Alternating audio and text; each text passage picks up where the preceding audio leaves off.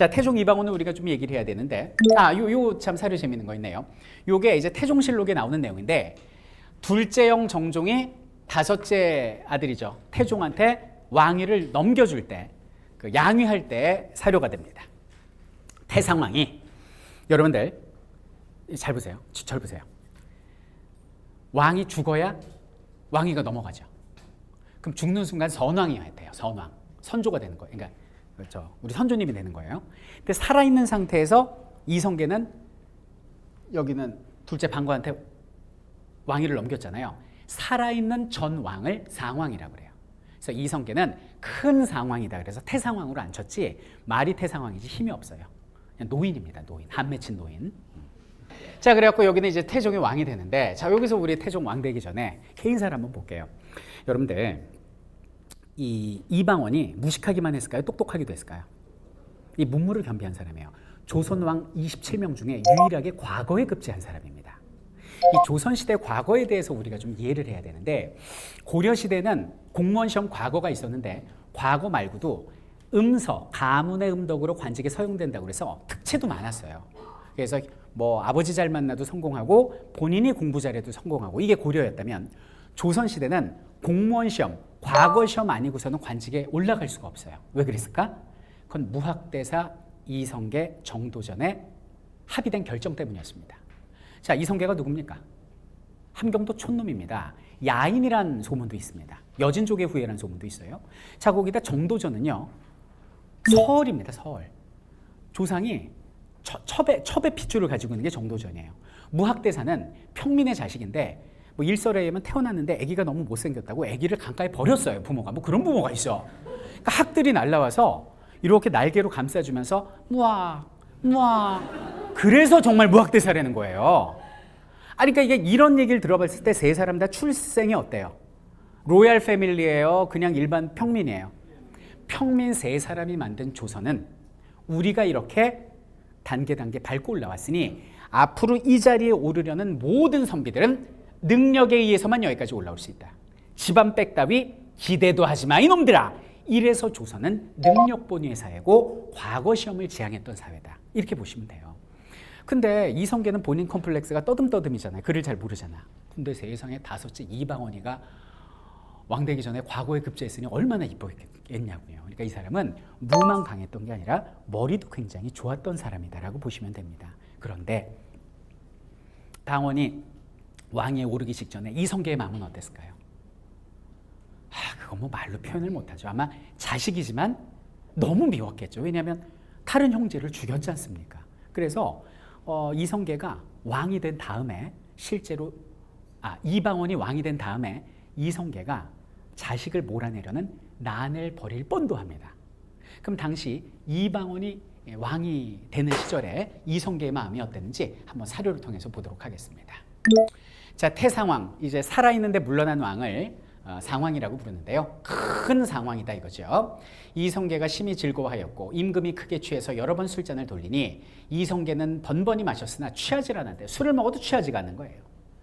내가 젊었을 때 어찌 이런 일이 있을 줄 알았으랴. 다만 오래 살기를 원하였더니 이제 70이 지났는데도 아직 죽지 않는다. 이게 무슨 얘기입니까? 죽지 못해 산다는 거죠. 그래갖고 태종이 왕 되자마자 이성계가 어떤 행동을 하냐면 명나라 사신이 옵니다. 그래서 임진강 근처에서 술자리를 딱 가져요. 술자리를 가지고 다시 돌아와야 되는데, 이 사람이 어디로 가냐면 우기고 우겨서 여기는 함경도로 행차합니다. 명분은 뭘까요?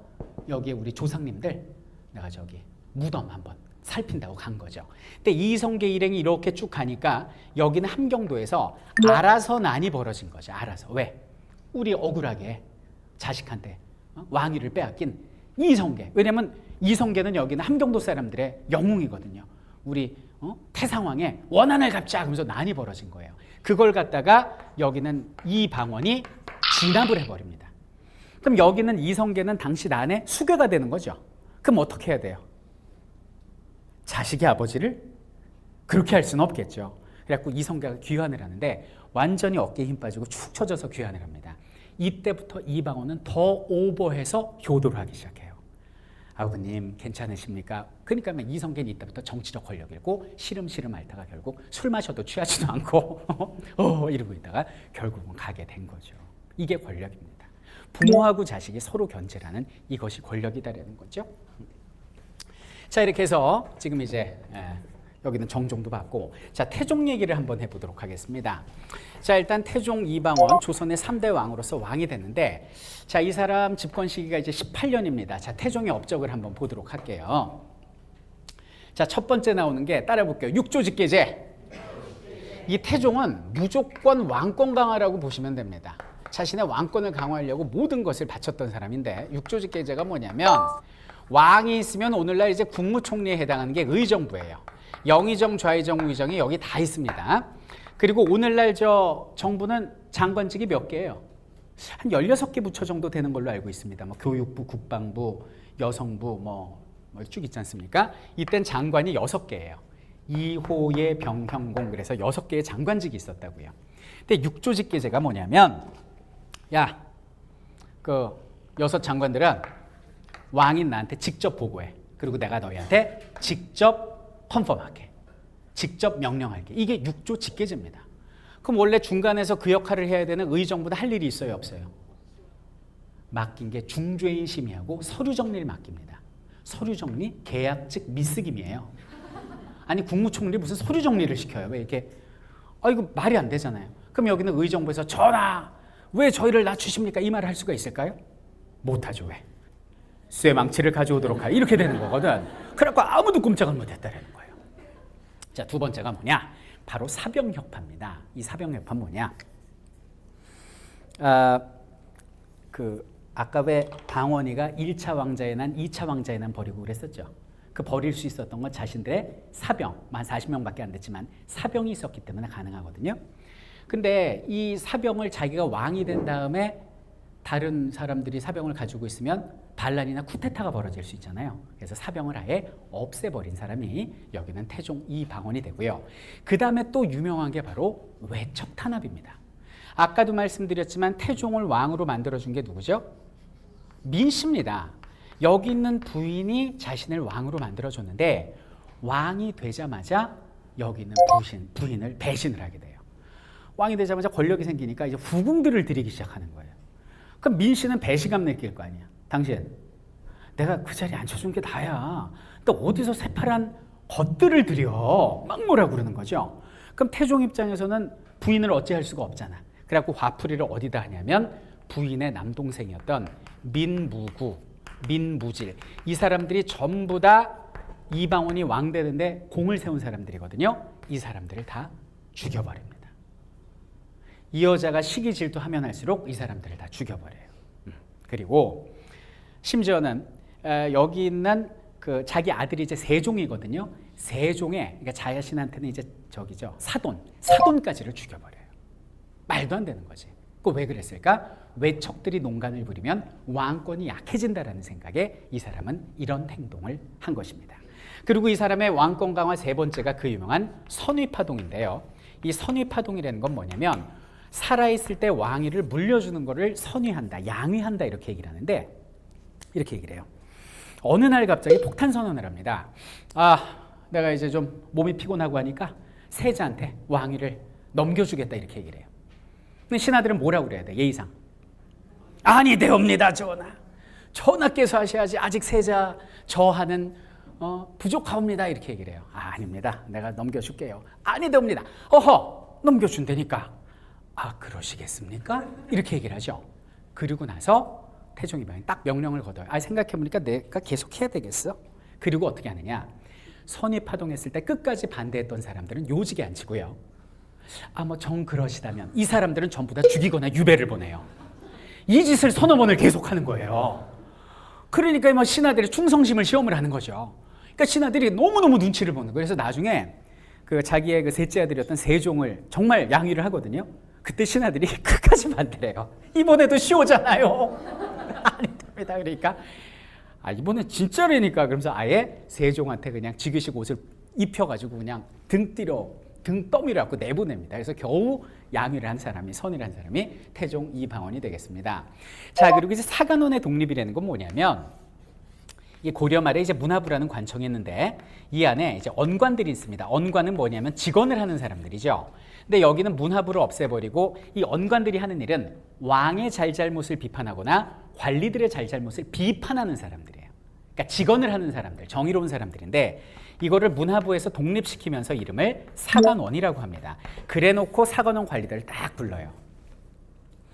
그전에는 네 위에 직속상관들이 있었는데 이제 문화부를 혁파했으니까 직속상관이 없네. 사관원은 독립기구야. 이 조선 땅에 너희 위에 누구밖에 없는지 알지? 압니다. 전하뿐이시옵니다. 그러면 이제부터 너희가 누구를 비판해야 될지 잘 알지? 알겠습니다. 전하. 이렇게 된 거죠. 말 많고 피곤한 세력을 자기 사람들로 만들어버린 거예요. 정치 집단이죠. 네. 근데 문제는 뭐냐면 그렇다고 사관원이 관리들의 비행만 뭐라고 그러진 않거든요. 태종 이방원의 잘못한 것을 막 비판을 합니다. 그러면 태종 이방원은 사관원을 가차없이 유배를 보내거나 아니면은 완전히 보내버리죠. 근데 당시 사관원의 관리들은요, 자신들이 직언을 하고 그것 때문에 감옥살이를 하다가 풀려나는 거를 하나의 영광으로 알아요. 별단다고 생각을 합니다. 그리고 실제 그런 고초를 겪은 사람들이 나중에 영의정, 좌의정 같은 고위직에 올라갈 수 있거든요. 그러니까 막 직언을 서슴지 않는 거예요. 근데 이방원은 이놈들 그러면서 연산구처럼 다 죽이는, 또 이렇게 죽이진 않아요. 또 웬만하면 가뒀다 풀어주고 아니면 유배보냈다가 한 1년 있다가 다시 복직시키고 그러거든요. 여기서 우리가 배울 게 뭘까요? 절대 권력 앞에서 직언을 서슴지 않는 그런 관리들이 주변에 포진해 있었던 게 여기는 태종이라는 얘기입니다. 여러분들, 이 조선시대 왕은요, 크게 두 개로 나눌 수가 있어요. 하나는 훌륭한 임금 뭐라고 그래요? 성군. 이상한 왕을 뭐라고 그래요? 폭군이라고 그러죠. 성군 그러면 대표적으로 뭐 세종대왕, 또 조선 후기에 정조대왕. 폭군 그러면 딱 떠오르는 게 뭐 연산군 이런 사람 떠오르죠. 근데 제3의 군이 있습니다. 이게 바로 그 유명한 태종입니다. 태종. 뭐 태종이랄지 좀 이따 나올 뭐 세조랄지 영조 이런 사람들은 정말 피바람을 일으켜요. 그렇게 따지면 폭군이거든요. 근데 또 한편으로는 애민의 정신은 있어서 나라 정치는 열심히 하고 백성들을 아끼거든요. 그러니까 이건 성군에도 못 들어가고 폭군에도 못 들어가. 이 이름을 좀 지어주세요. 제가 실제로 이제 좀 지어주세요. 뭐가 좋을까? 무슨 군이라고 그래야 될까요? 예? 뭐요? 평군. 평범하지는 않은데 또 뭐가 있을까요? 양쪽의 기질을 다 갖고 있으니까 뭐예요? 양군? 양군? 좋은데 양군? 양군. 앞으로 이 사람들은 양군이라 하겠습니다. 양군. 그래서 두 기질을 다 가진 사람들이에요. 여기는 태종. 자, 그리고 이제 거북선 제작이 왜 나오느냐? 그건 뭐냐면 그 태종실록에 이런 말이 나옵니다. 왕이 나왔다가 거북이 모양의 구선, 귀선이 적선과 싸우는 모습을 봤다라고 나오거든요. 그러니까 여기서 알 수 있는 건 뭘까요? 이 거북선이 고려 말 혹은 태종 초부터 있었고 최초 기록이 태종이거든요. 근데 그것이 점점 발전해서 그 거북선을 실용화, 상용화한 분이 이순신이구나. 그 전부터 있었구나라는 걸 알 수가 있고, 태종 때 거북선하고 뭐 한 200년 가까이 지나서 이순신 거북선하고 같을까요? 1세대 거북선, 2세대 거북선 다르겠죠. 하지만 그 시발점이 여기는 태종이겠구나. 이런 내용을 우리가 알 수 있습니다. 자, 이렇게 자신의 종친 외척들까지 물리치면서 왕권을 강화했던 여기는 태종에게는 크나큰 고민이 있었으니 그것이 바로 그 다음번 세자와 관련된 거였습니다. 자, 무슨 얘기냐? 여기는 태종의 첫 번째 아들이 누구냐면 양녕대군이에요. 양녕대군. 두 번째가 누구냐면 효령대군입니다.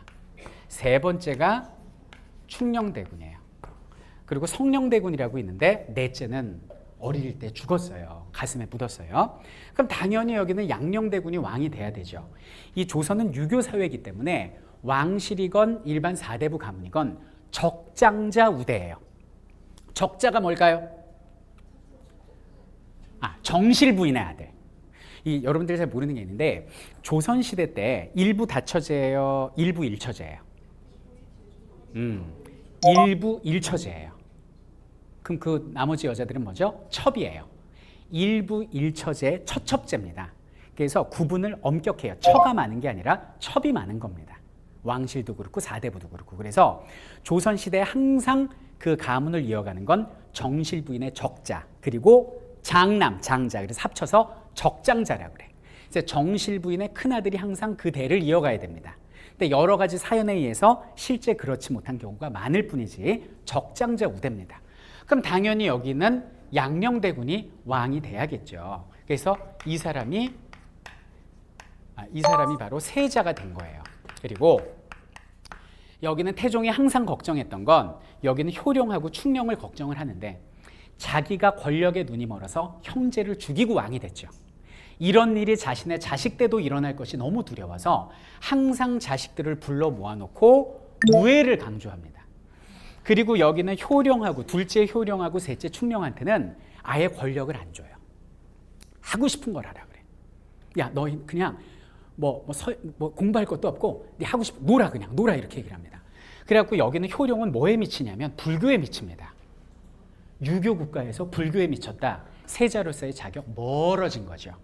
그 다음에 여기는 충령은 너 마음대로 놀아. 너 가갖고 사냥하고 놀아 그랬더니 뭐에 미치냐면 공부에 미칩니다. 정말 이해할 수 없는 사람이죠. 그래서 풍거란 애는 셀 수도 없는 그 책을 읽는데 이 세종의 독서법, 좀 이따 세종 나오는데요. 잠깐 쉬었다가 한 책을 100번 읽어요. 그렇게 모든 책을 다 읽고 음악에도 조예가 깊고 뭐 미술부터 시작해서 온갖 지식을 두루두루 섭렵하신 분이 여기는 훗날 세종입니다. 충령이에요. 자, 그리고 양령한테 이제 모든 권한을 줬는데 서연도 하고 공부시키려고 했는데 이유가 무엇인지 모르겠는데 여기는 양령은 빗나가기 시작합니다. 뭐 야사에서는 아버지가 형제들을 죽이는 모습을 보고, 왜냐하면 이 양령이 어렸을 때 민무구 민무질 그 외삼촌 집에서 자라요. 그러니까 실제 아버지가 외삼촌이라고 생각하고 자랐는데 자기 친아버지가 날 키워준 아버지를 죽이는 모습을 본 거죠.